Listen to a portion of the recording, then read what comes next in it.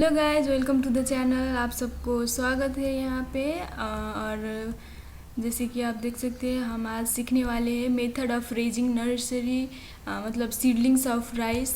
हम मतलब ज़्यादा करके 3 मेथड है, जिसमें wet bed method, dry bed method और डेपोक मेथड। डेपोक मेथड के बारे में हमने पहले एक वीडियो बना चुके हैं, आप चाहे तो देख सकते हैं उसे। तो आज हम सीखने वाले हैं वेट बेड मेथड।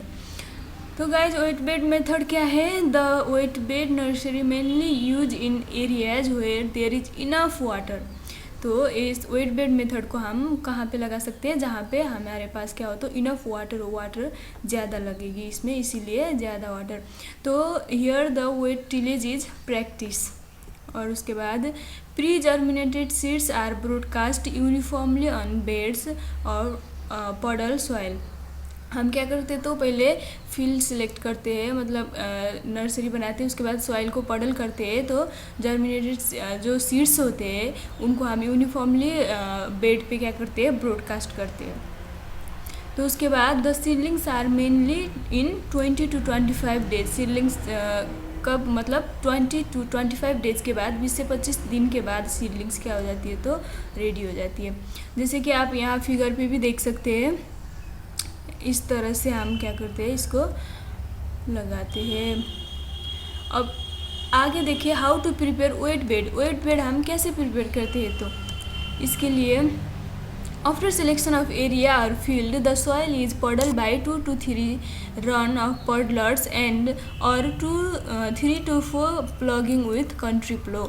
हम क्या कर सकते हैं, अगर हमारे पास पडलर है, पडलर है तो हम 2 to 3 रन में ही सॉइल प्रिपेयर कर सकते हैं। अगर पडलर्स नहीं है तो हम 3 to 4 प्लगिंग करते हैं। किसके थ्रू? तो कंट्री प्लो के थ्रू 3 to 4 प्लगिंग करते हैं। उसके बाद हमारा बेड मतलब फील्ड जो है रेडी हो जाएगा। उसके बाद आफ्टर 2 days ऑफ पडलिंग करने के 2 दिन बाद, divide the nursery into narrow bed of 1.25 metre wide and convenient length.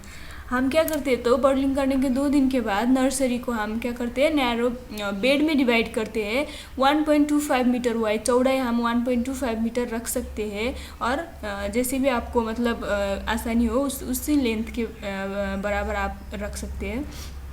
और construct the drainage channel 30 cm wide in between the bed. हम 2 बेड के बीच में क्या कर सकते हैं तो एक ड्रेनेज चैनल, जहाँ की मतलब वाटर आउट करने के लिए, ज़्यादा वाटर हुआ तो उसको बाहर फेंकने के लिए हम क्या कर सकते हैं, एक चैनल बना सकते हैं। 30 सेंटीमीटर, अबाउट 30 सेंटीमीटर लेंथ के हम एक चैनल बनाएंगे।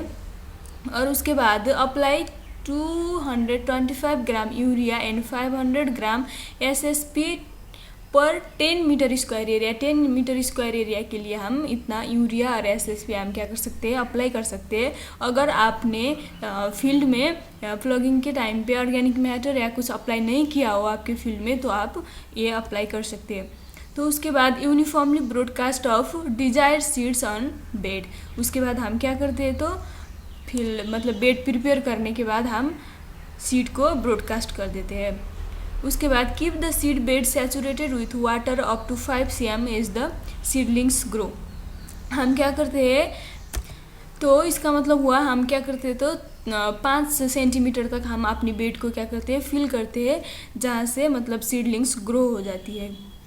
उसके बाद drain out the excess water in period of heavy rainfall. अगर कहीं मतलब एकदम ज़्यादा बारिश हो गई तो हम वही जो ड्रेनेज चैनल हमने बनाया है 30 सेंटीमीटर का, उसी से हम क्या कर सकते हैं, जो ज़्यादा वाटर है उसको चाहे हम बाहर कर सकते हैं।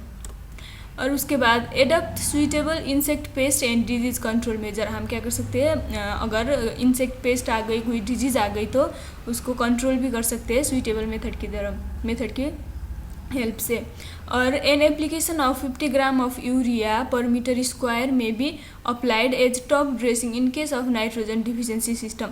अगर सीडलिंग्स को क्या हुआ, नाइट्रोजन डिफिशियंसी हुई, उसने नाइट्रोजन डिफिशियंसी के सिम्टम दिखाने शुरू कर दिए, तो हम 50 gram urea per metre square के तरह हम क्या कर सकते हैं, उसको टॉप ड्रेसिंग भी कर सकते हैं यूरिया को। उसके बाद seedlings would be ready for transplanting in within 20 to 25 days after sowing. हमने सीड को सोइंग करने के बाद मतलब 20 से 25 दिन के बाद क्या होती है, हमारी सीडलिंग्स, राइस की सीडलिंग्स रेडी हो जाती है। किसके लिए? ट्रांसप्लांटिंग के लिए। और हम देख सकते हैं advantage of wet bed method. अब इसकी फ़ायदा क्या है वेट बेड की। Seedlings will be free from weeds.